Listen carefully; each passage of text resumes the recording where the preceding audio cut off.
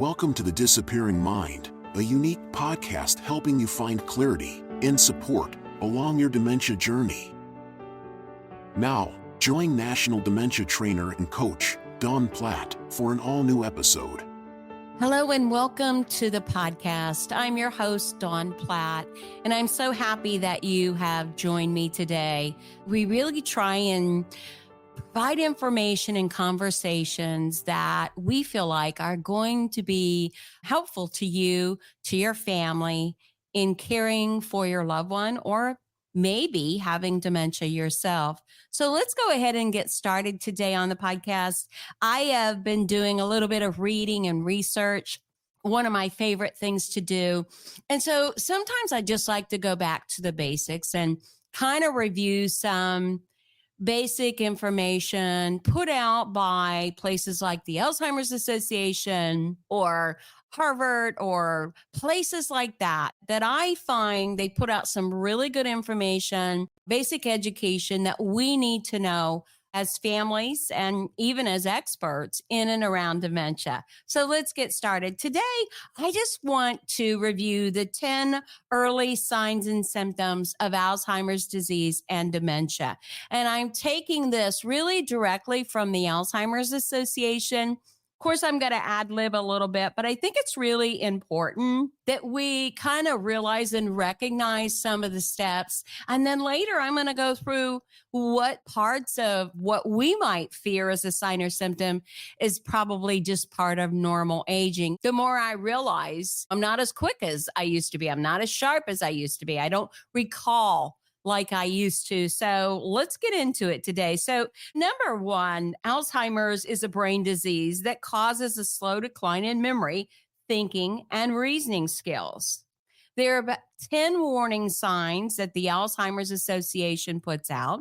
And these signs and symptoms would help us recognize that we really need to seek out our physician.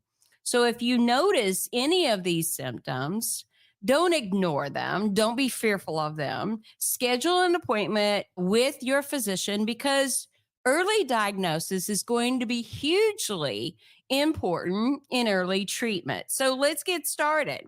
Number one, memory loss that disrupts daily life. We all know that we forget certain things about certain people or certain places or certain things, but that can be part of normal aging.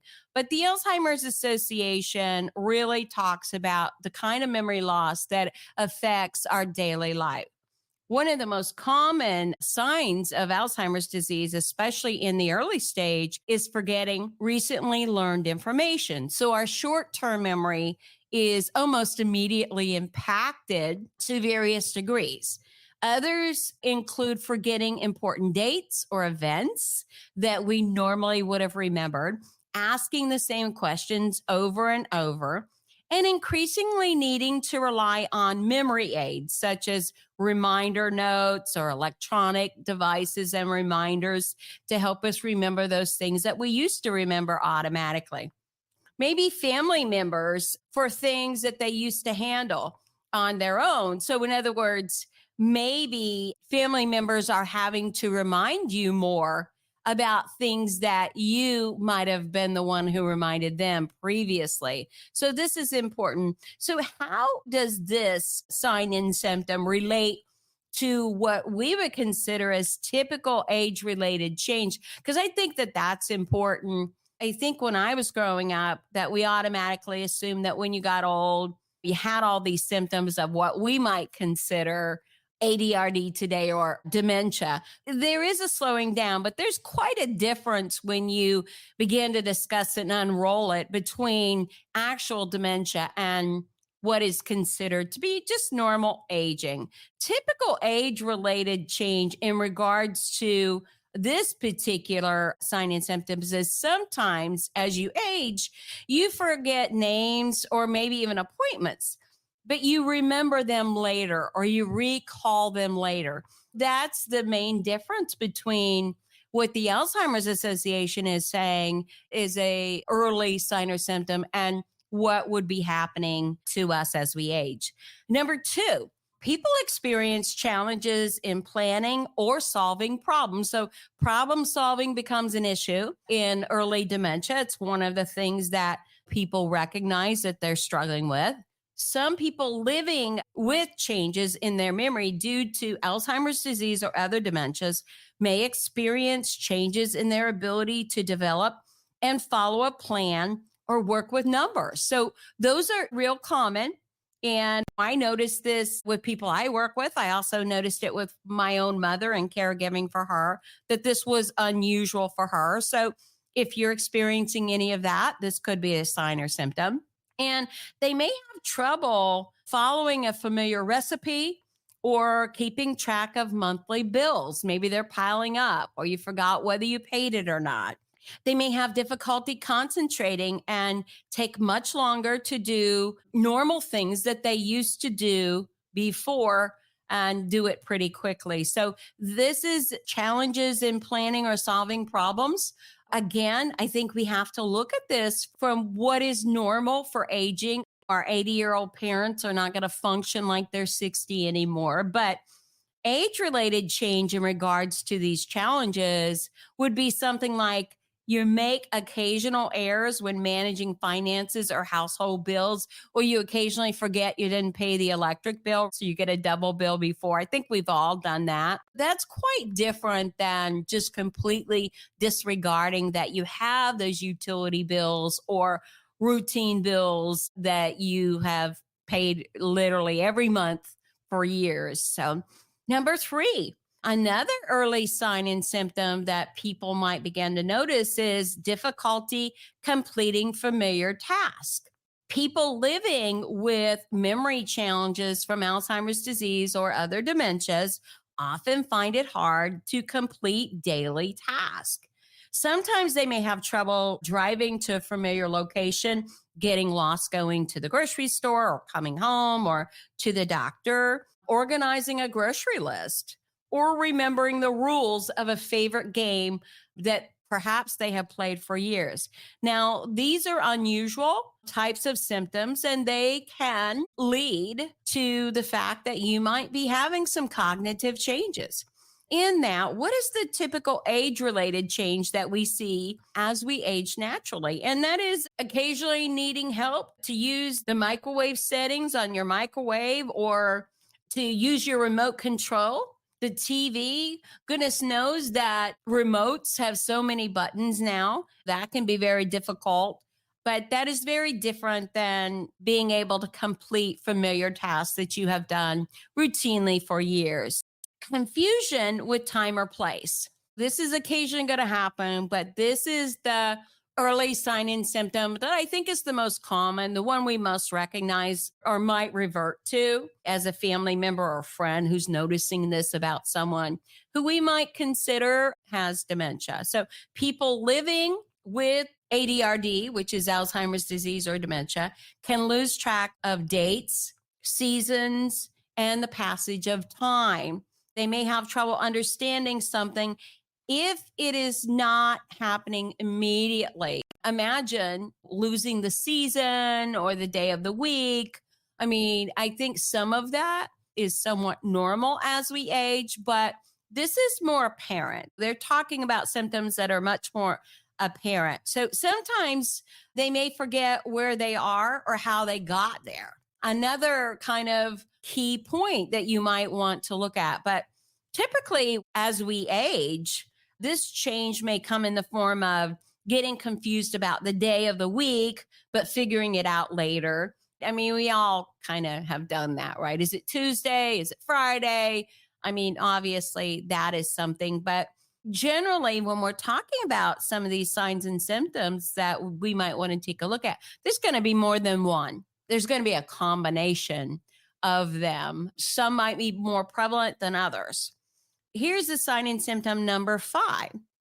Trouble understanding visual images and spatial relationships. What does that mean? Well, we know that visual images would be recognizing a visual image, what something is. And then spatial relationships is really about judging distance, knowing how close or how far something is from you. This would be very important in driving and those sorts of things, but also in relationship to where furniture is or picking up something.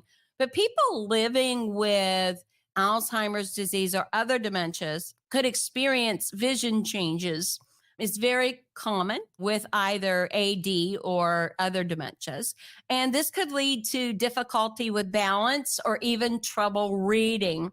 They may also have trouble with judging distance and determining color or contrast of things. This would cause issues with driving, but not only driving, locating maybe a room or something. If you have all one color in your home, let's say your house is the interior is all white, being able to differentiate one room from another or the floor from the entryway. Also in your bathroom, if your tub is white and your toilet is white and your countertops are white, these things can really cause some difficulty with people who have dementia. In age related, what happens here is usually vision changes. Our vision might get worse, but also vision changes usually are related in and around cataracts. So it's quite common to develop cataracts. And from that, we would have some visual distortions in regards to that. So that's another one to take a look at. The Alzheimer's Association also has number 6, new problems with words or in speaking or writing. They start having word finding difficulties. Finding words, using words appropriately, or even leaving words out can be real common. So people living with dementia may have trouble following or joining in a conversation. I have seen this in a couple of ways. People might blurt something out, or they might use the word in the wrong place in a sentence and it just doesn't make any sense to you. And perhaps they don't even recognize what they have done. They may stop in the middle of a conversation and have no idea how to continue, or they may repeat themselves or stumble through a sentence. Oftentimes they have trouble naming familiar objects, or they use the wrong word for something that they're requesting or identifying. This is pretty common with dementia as they get into the early stages, that they have word finding difficulties, speaking or writing difficulties in and around the identification of words. In age related, as you and I age, sometimes we have trouble finding the right word, but we can typically substitute another word for that. But we do not struggle necessarily ongoingly with word finding or maybe inappropriately use words in a sentence for the most part. Misplacing things and losing the ability to retrace steps. Now, I don't know, this one is kind of a give or take, because I know a lot of people that lose everything from their keys to their wallet to their whatever, but it becomes very common when people develop dementia. They may put things in unusual places, like their keys in the freezer. They may lose things and be unable to go back over the steps to find them again. They just can't retrace, I had my keys last here, or I had my phone last here. They may accuse others of taking them or stealing them. And especially as the disease progresses, you may see a little paranoia in that regard. But how does that work with age-related changes as we age? We do misplace our glasses, maybe our purse or our wallet, certainly our phone, keys, that kind of thing. So misplacing things from time to time, but being able to retrace steps to find them is really the difference that we see when it comes to the difference between actually having some dementia and then actually just aging and wondering where we place things. Number 8, decreased or poor judgment. This is very common. I see this a lot with the clients and the families that I work with.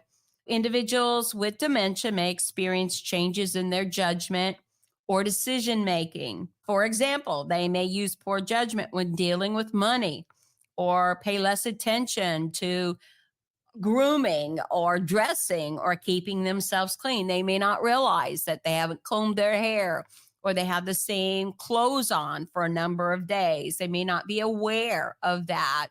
It just does not come to their attention. Again, in this particular area, decreased or poor judgment, I have seen people buy extra insurance policies that they didn't need, replace the air conditioner for their home, even buy new cars. Their car wasn't old. There was really no reason, or there are lots and lots of examples of this. All of the fundraisers, they would give to everything where they normally would have been a little bit more frugal about that. So, how does that relate to as we're aging, and what would the difference be?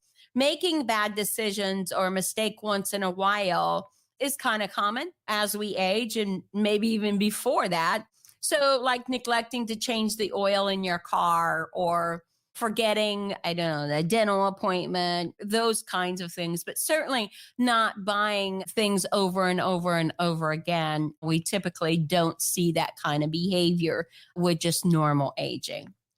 Number 9, withdrawal from work or social activity. So generally, when I'm working with people, they're not working anymore. But if they were, if they're younger, and there's lots of younger onset dementia, this person with dementia may experience changes in their ability to hold a conversation or follow a conversation. As a result, they may withdraw from hobbies or social activities or other engagements. They may not perform well at work because it's difficult for them to navigate that space of what they used to do. And they have trouble keeping up with a favorite team or an activity. So typically, what you're going to see is someone maybe who's an avid golfer and goes to the club 2 or 3 times a week to play golf, has a golf cart, meets the guys down there and has lunch at the club afterwards. And all of a sudden, this person is no longer interested.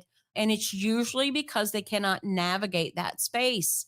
They may not even know how to go about that, or maybe they forgot their golf game. Maybe they're having difficulty communicating with the guys that they have golfed with for a number of years. So people tend to isolate or withdraw from social settings when it becomes difficult for them to navigate. Obviously, it must be embarrassing.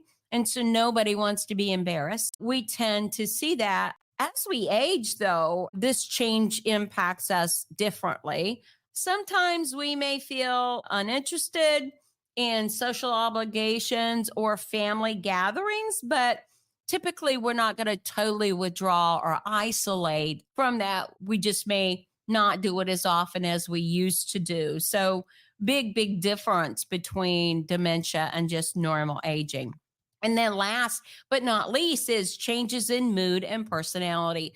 This again is very common, and any change in the way that you have been for years can be noticeable, especially in personality to those closest to you. It may not be as noticeable to people who are not that familiar with you or just a slight acquaintance, but it certainly is to those of us who are close to you.